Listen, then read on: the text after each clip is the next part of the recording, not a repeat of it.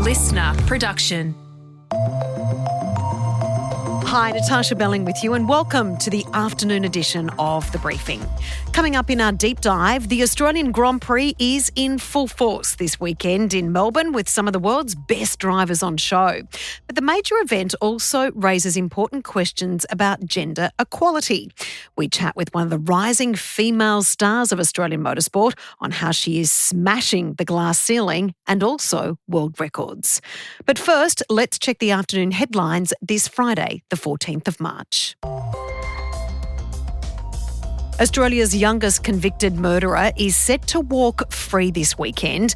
The man who cannot be identified was only 13 when he killed 3-year-old Courtney Morley Clark by stabbing her in the heart on the Central Coast north of Sydney in 2001.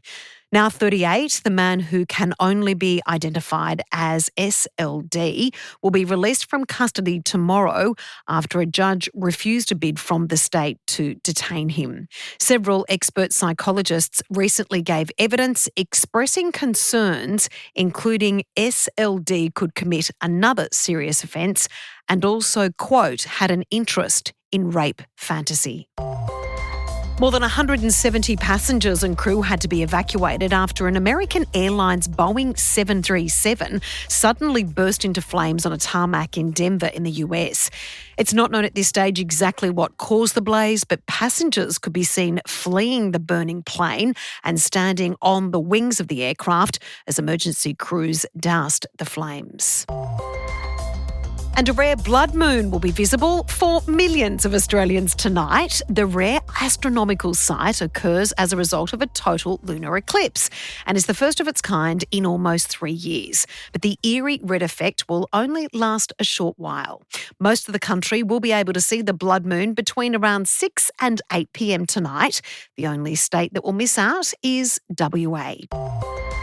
Now it's time to get into our deep dive with Australian rally car driver Molly Taylor ahead of the Australian Grand Prix that is kicking off in Melbourne this weekend. Molly is the youngest winner of the Australian Rally Championship and our most successful female motorsport export. The 36-year-old says gender shouldn't matter when it comes to winning a race, and the stage is set for men and women to compete on equal terms. Molly, thank you so much for joining us. Your CV is incredible. It would take up the entire podcast if I ran through everything that you've achieved, but some of the incredible highlights. You're an Australian rally car driver and a champion who became the youngest ever winner in the Australian Rally Championship back in 2016, the first and only female champion. Do you ever stand back and think, oh my gosh, look at what I've achieved? No. No, not really. I think, in motorsport, there's always more to do and you're always fighting for that next opportunity. So it's always very much in the moment or looking forward. But yeah, I suppose, it is cool to look back and, motorsport's such a team sport. So to think of, like what you've done with incredible people over the years, I mean, it's pretty, special experiences for sure. And the dream is always to win championships. So those moments are incredibly special. But day to day, it's just trying to focus on the next opportunity. Now, in regards to motorsport, I know often it's been very male-dominated, but there's a whole new legion, tens of millions of fans now with motorsport and especially F1 after Drive to Survive on Netflix. Do you love that there is now a whole generation and a whole new fan base supporting motorsport?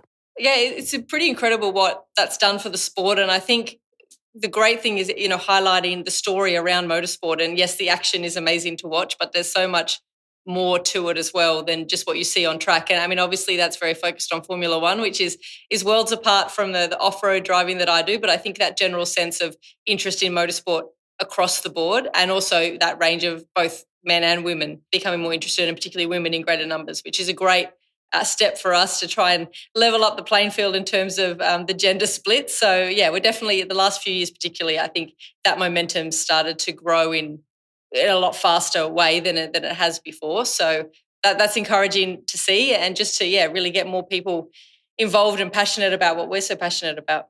You just spoke there, Molly, about the gender split. Now, I know that you don't like being called a trailblazer. You like to be referred as someone who is breaking down the barriers. What do you mean by that? I think for me, growing up, my mum is a co-driver. So they're the really crazy ones in rally that sit beside the They driver are. and give them all the instructions. And she's won 6 Australian titles. So she's won the most rallies of anyone in history in our national championship. So for me growing up, I just kind of thought that was a normal thing your mum did.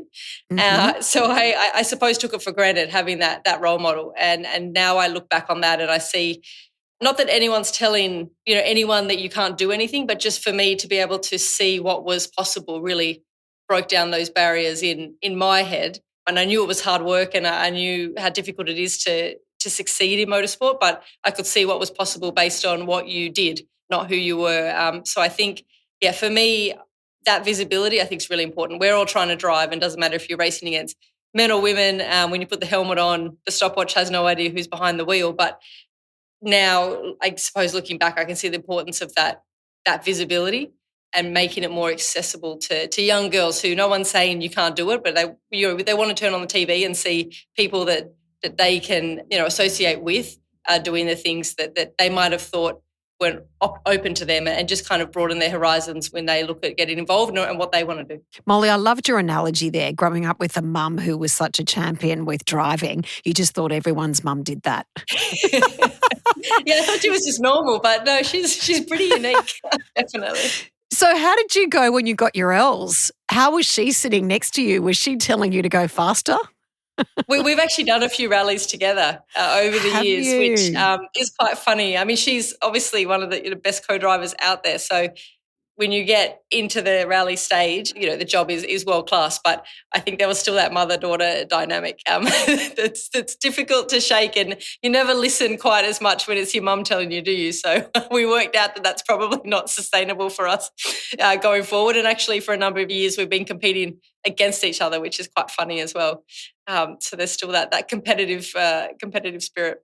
You never listen to your mum, but then you realise she's always right. In Exactly. regards to how you started in this industry, I found this incredible. Although you had this great gene pool in being in rally car driving and motorsport, I understand that you actually had a love of another horsepower. And tell us when you found out, hey, I really love the thrill of driving really fast. Yeah, I was obsessed with horses, and I don't know where that came from because we don't really have any family involvement in that. And I wanted to go to the Olympics in horse riding when I was younger and sort of a young teen. That was all I was focused on. And I suppose that's where the competitive gene pool did come from. It wasn't until I was getting my license for the road, actually. I used to go to all the rallies and thought it was cool. But when I was getting my license, we did a rally school just to learn some more car control and to be better drivers, purely just from a road safety point of view. And that was my first time actually driving a rally car, off-road on a gravel track. And it just kind of hit me, the sensation of sliding a car on gravel and just how much fun it was, and why my parents put their whole lives into doing something like that. And so that's really when the bug hit, and I realized that you could have a few hundred horsepower instead of just one. So that made good mathematical sense. But yeah, I think it in many ways, it probably happened the right way around, because when I tried it, I fell in love with the experience of driving. And so then, motorsport's such a hard road, and it really, you have to just put your whole life into it. And if you're not truly passionate and enjoy what you're doing at the fundamental level to get through all the hoops and everything that's required, I don't think you'll ever make it or be happy when you're doing it. So yeah, I think it all happened in the right way. When I did start getting into racing, I was giving my parents a hard time saying, why weren't we at the kart track 10 years ago? I'm late. I'm late to the game. I've got to play catch up. But yeah, it all worked out. You've caught up incredibly well. Molly, you just mentioned there about you've got to have passion, right? For every job, there's always challenges and there's always lots of rewards. But share with us some insights into what you found getting into this business, what you found incredibly challenging, and I guess your life advice on how to deal with those little bumps in the road.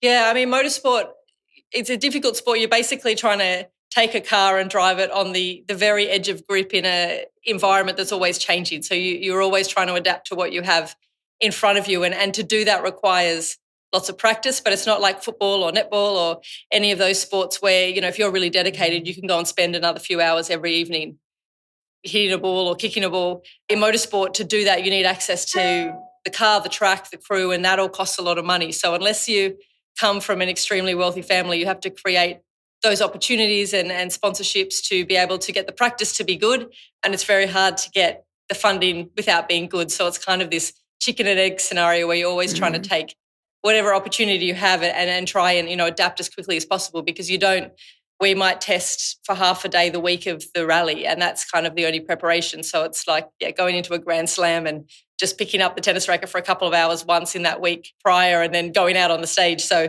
from that point of view, it's very challenging. And, then it requires basically to work around the whole business of motorsport. And then, you've got all the variables that can throw your way in rally, and we're doing hundreds of kilometres on gravel roads in mixed surfaces. You've got the car that has to be reliable. When you make a mistake, you're trying to balance right on the edge of grip, and it's not just like taking a shot and missing the goal. If you go off, it's usually pretty severe consequences that you have to deal with as well. So, I think that's what makes it also so attractive, because it's so challenging and it's such a team sport that, when you're putting your heart and soul into it and it goes right, I think those feelings are some of the best in the world. But it's an incredibly relentless sport. Is there at any moment, you talk about how much you love the adrenaline, you've got the passion for it, you've got the drive, and subsequently success has followed you. But in regards to, are you ever scared or terrified, especially when things go wrong, going at those speeds in those conditions? I suppose, when you look at the build of a rally car, the safety is something that we take first and foremost. So, it is a dangerous sport, but I'd like to think it's a very calculated risk, and, we put in every protection that we can. So I suppose, if you're sort of scared going down the road, it's probably not the right sport for you. It's more like I'm more scared of making a mistake and not performing well, or more scared of crashing and not having the budget to fix the car afterwards, and scared of those things, rather than the actual driving. I think the only time I was probably really scared driving was when I did the Dakar Rally in Saudi Arabia, and it's 8,500 kilometres over 2 weeks in the middle of the desert, and it's just the most incredible thing. But when I first got there, I hadn't really done much driving in sand dunes, and we're driving these Can-Am buggies, and basically the dunes are the size of mountains, and there's times where you go up the very ridge of the dune down the other side, and it's like climbing up a mountain and you don't know what's on the other side, and you almost get that bit of vertigo when you get to the top and realise how high you're up. So that probably took me a few days to get used to that feeling and get comfortable with that, because that really took my breath away. But it's more just in a general sporting context of wanting to perform, wanting to do well, wanting to make sure you make the most of the opportunity and don't let the team down, and all of those things. Molly, for you, we're seeing motorsport front and centre on the international stage this weekend, of course, with the Grand Prix. What does the future hold for you? What do you want to do? You've already achieved so much and smashed every ceiling along the way. What does the future look for you? What do you want to do? So last week we had the Race of Champions where I was part of Team Australia, and that was an incredible experience.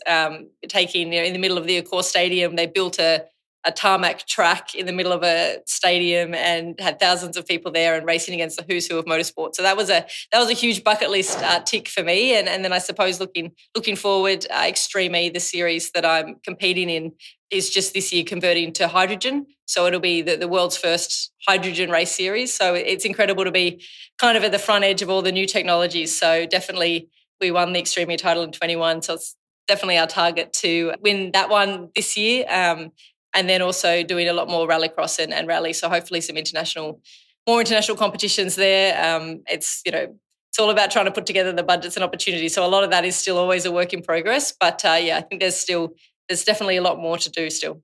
We absolutely love watching you fly in this industry. Congratulations. We're so proud of you and wishing you all the best for the future, Molly. Thank you. Thanks so much. Really appreciate it. And that was Australian rally car champion Molly Taylor there. That's it for this episode of the afternoon edition of The Briefing. If you like this episode, why not share it with someone you think may also enjoy it? And we'll be back tomorrow with the weekend briefing. And on that episode, we continue the motorsport theme.